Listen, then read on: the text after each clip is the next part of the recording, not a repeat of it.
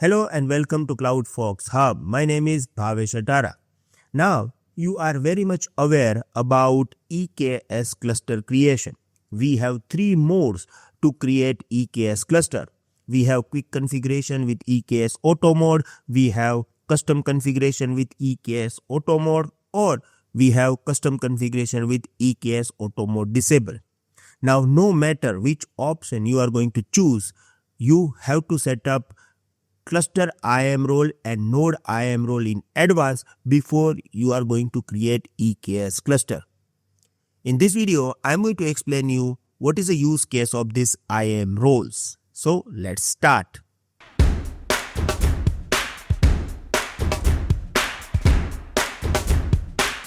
Here I am going to start with introduction. Amazon EKS uses IAM roles to allow AWS services like ECS, EKS and Fargate to perform actions securely. You know, EKS is going to manage your cluster environment on your behalf. It is going to create worker nodes automatically as well. So in this case, we have to provide some permissions to the EKS. We can do this using EKS roles. Every EKS setup, it can be in auto mode or in the classic, needs at least one cluster role and one compute role. Now compute role or node role will be same. These roles define who controls the control plane and who manages worker nodes. Without correct IAM roles, EKS cluster creation will fail or your workload won't launch. So it is very important. Now, roles required for each cluster configuration mode. If you are going with the quick configuration with auto mode, you have to create cluster role and node role. Same we have for custom configuration auto mode on. But if you are using classic mode, means custom configuration auto mode off, cluster role will be same. But here you have two options. Here we can add two types of worker nodes, EC2 or Fargate. So based on this, we can select node role or Fargate role. Now, I am going to explain you what is the use case of these roles. And I am going to provide you one of the easiest way to create these roles. Okay. So here we have IAM role detail and required policy. First, we have custom IAM role. In any of this mode, you have to create this cluster IAM role. This role gives permission to EKS service, means control plane, to create and manage required AWS resources on your behalf like EC2, networking and load balancer. If you have auto mode, it is going to create EC2 automatically. So using this role, it is getting this permission to create EC2. It can also manage networking or load balancer. So everything will be managed through the EKS. Now EKS having this permission to manage all these things because of cluster IAM role.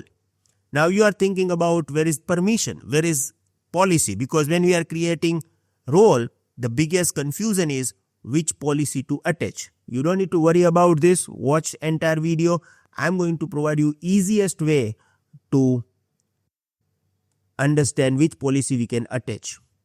Then we have node IAM role and we have Fargate port execution role. It is same because if we are using classic mode, we have EC2. If we are using EC2, we can use node IAM role. If we are using Fargate, we can go with the Fargate port, right?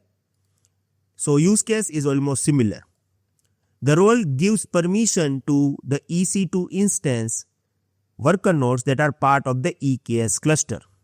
This allows them to register themselves with the EKS control plane, pull the container images from the ECR, communicate with other AWS services like CloudWatch Log, SSM for the remote access, S3 to store or access data from the application. Let's say then I have one application. An application's requirement is to store the data from S3 bucket or retrieve the data from S3 bucket. Now how I can assign permission to this application? Simply, I can attach this role with the node. So node having permission to store the data or access the data from S3, so application will get it automatically. So which policy you are going to attach? With the node IAM role, it is totally depend. There are some required policy, minimum policy, and then it is totally depend on the application that you are hosting inside this node. Run your application pods properly inside the cluster. Now, as I explained you earlier, Fargate pod, it is like a same, but it is only available if you are using classic mode. This role gives permission to AWS Fargate service to run your Kubernetes pod without using EC2 instances. This allows Fargate to pull the container image, create and attach ENIs, send logs to the CloudWatch logs, access other AWS services like S3 or DynamoDB. So these are like similar kind of use case. Now, we are going to talk about the main point, how I can find out required policy that we have to attach with the role, because if I am creating role, I have to attach policy, right? So I am going to provide you easiest way. You do not need to remember anything, right? AWS is giving this flexibility to us. How? Let me show you.